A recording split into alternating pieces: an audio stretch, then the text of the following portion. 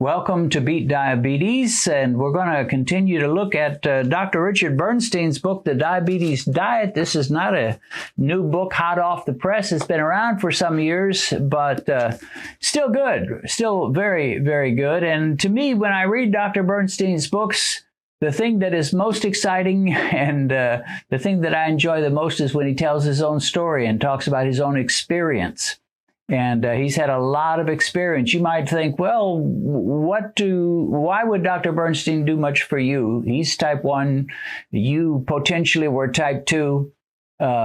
Is there any common ground between the two? And yeah, there actually is a lot of common ground. So I wanted to share some from his early experiences. Again, we've talked about it some, but he talks about his quest to normalize blood sugar. That's what he discovered. He found some articles and some research and some studies that were done that showed, at least with animals, if you could normalize their blood sugar, you could reverse their symptoms and basically make it as though they did not have diabetes. So he thought, wow, that's got to maybe work for humans. So he says he tested himself 5 to 8 times a day, and he was just fanatical, and he was tweaking his diet. He was learning. It took him a while to get that. He got his glucose monitor, his meter, and had it for about 3 years where he just observed what was going on and didn't really know what to do. But once he saw those articles about those animals that were able to reverse their symptoms and become healthy by having their blood sugar normalized, he was like, aha! So that's what I need to do. Somehow have normal blood sugars. He was having glucose up to 400 milligrams per deciliter a couple of times a day, down to 40. So he started testing, and he started eliminating foods that raised his blood sugar very much. And here's a quote he makes that I think we all need to hear. He says, invariably, I found that the foods I had been told to emphasize, carbohydrates, were those that caused rapid and substantial rises in blood sugar. Those I had been told to avoid, proteins and fats, were the ones that had a much less profound and rapid effect. He was like, wait a minute.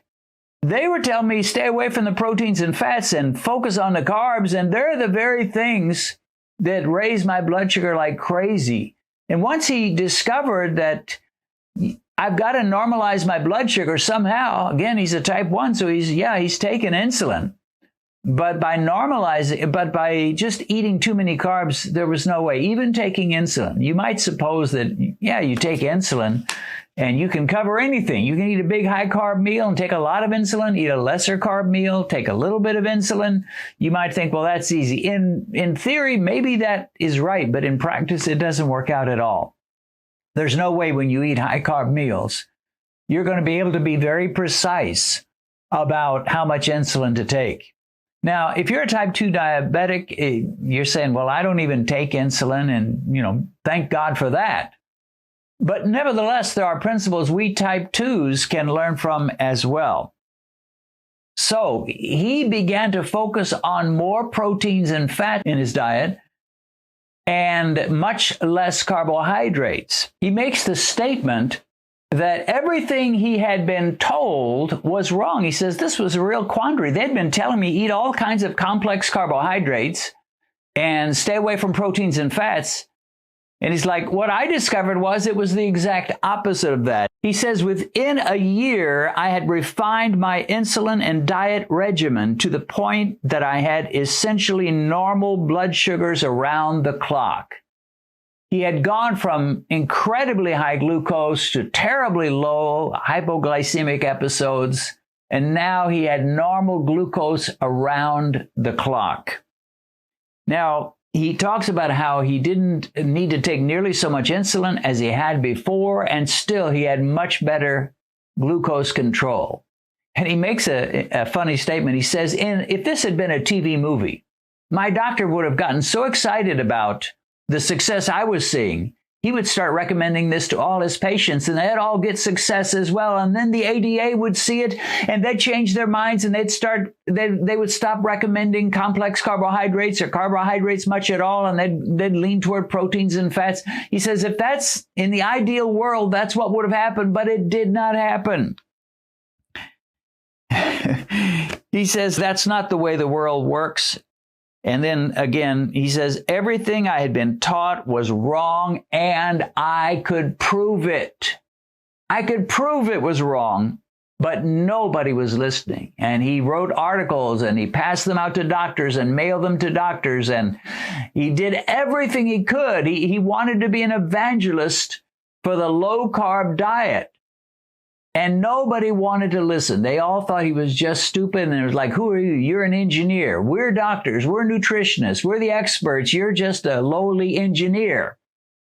And finally, he got so frustrated that he went to medical school and got a degree as a doctor and became a diabetes doctor. And as they say, the rest is history. And he makes this statement. He says, if I had never had to study my disease and all the factors that contribute to it are alleviated, I would never have discovered how damaging high blood sugar or high insulin levels can be. He didn't realize there was a definite connection between high glucose and correspondingly high insulin, because even if you're a type 1, you're going to end up with high insulin because you're going to be taking more insulin to try to cover all those high carb meals. He says, if it wasn't for the fact that I had done all this tinkering and experimenting and had diabetes in the first place, I wouldn't know. But he says, I figured it out. And he says, even with diabetes, I've found much better health in many non-diabetics with carb-heavy diets, and you can too. He learned a couple of things. Number one, blood sugar rises when you eat a lot of carbs. It rises less when you eat a moderate amount of carbs, and it hardly rises at all when you eat almost no carbs or just very, very low carb foods. He discovered that. And secondly, he discovered you don't have to be afraid of proteins and fats. They've been the boogeyman. Carbs have been the superhero of nutrition. Eat some whole wheat bread, eat some brown rice, eat some quinoa, eat some oatmeal, and your health will go off the charts. And he learned it ain't that way. He's like, everything they told me was wrong. It was a quandary for me. He says, I could prove it. I could prove it was wrong. And nobody wanted to listen. And to this very day, this was written some years ago, and his experiments, the experience he's talking about goes way back. But even to this day, there's a lot of people don't want to listen. It's like, don't tell me the facts. My mind is made up. There is a word that is causing diabetics to stay diabetics, and that is bias. And it's actually the biggest problem is bias in the doctors' and nutritionists' minds, more so than bias in the diabetics' minds. When I realized diabetes was coming at me, I really wasn't too biased about anything. And I started with a vegetarian diet because I read something that somewhere that was what was needed, and my glucose swings got worse and worse. I wasn't biased. If someone had told me, dye your hair orange, Dennis, and you'll fix diabetes, I'd be like, okay, where's the orange hair dye? And so if they had said no meat will do it, I would have gone to no meat. And they did, and I did, and it didn't work. But my glucose meter gave me the input, the data, the facts. And I found exactly what Dr. Bernstein is saying here. That what raises blood sugar is carbohydrates, and even the, quote, complex carbohydrates. Everybody loves to talk about complex carbohydrates. And sometimes we talk about, well, we want just natural foods and not the ultra-processed foods. That's not enough. If you're diabetic, don't fall for this scenario that if I can just eat natural foods, everything will be well. A potato is a natural food. It will drive your blood sugar through the roof.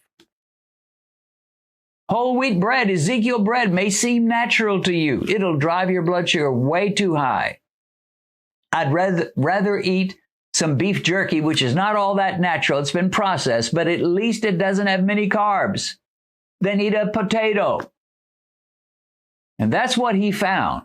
He's 90 years old as I record this. I'd say he's done pretty well. Benedict and I do have another YouTube channel besides Beat Diabetes. I'm talking about our Bible teaching channel. On this channel, we usually have 3 different types of Bible studies posted every week. On Mondays, I do a video devotional, which is a short talk about various Bible topics, normally lasting about 8 minutes. On Thursdays, you can see Benedict and me sitting around our dining room table studying the Bible together. And usually, a couple of other days in the week, we post audio podcasts. There's no video connected with these. They are strictly audio only, which means you can listen to them as you go for a walk, drive in your car, or prepare your meals. There's nothing to look at, but plenty to hear. So check out our Bible YouTube channel, which goes by my name, Dennis Pollock. A link to this channel is in the description.